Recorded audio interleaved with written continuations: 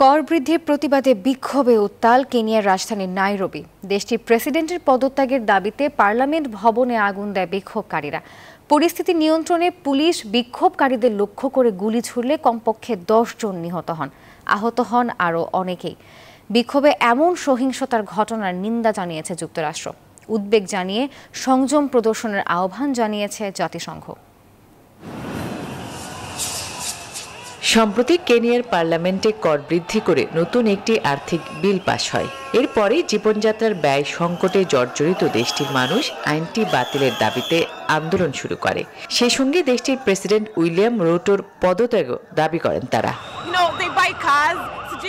আমরা পার্লামেন্ট বন্ধ করে দিতে চাই, প্রত্যেক এমপির পদত্যাগ চাই, আমরা চাই নতুন সরকার।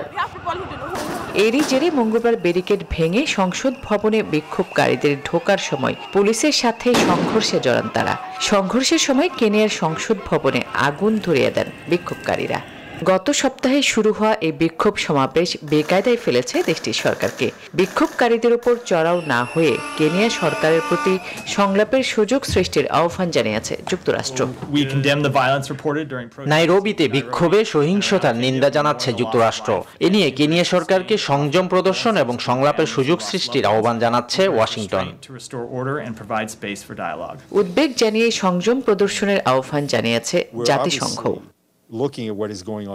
পূর্ব আফ্রিকার দেশ কেনিয়ার 5 কোটি 20 লাখ মানুষের মধ্যে প্রায় 1/3 চরম দারিদ্র্যের মধ্যে বসবাস করছেন। আসমা তুলি, নিউজ 24।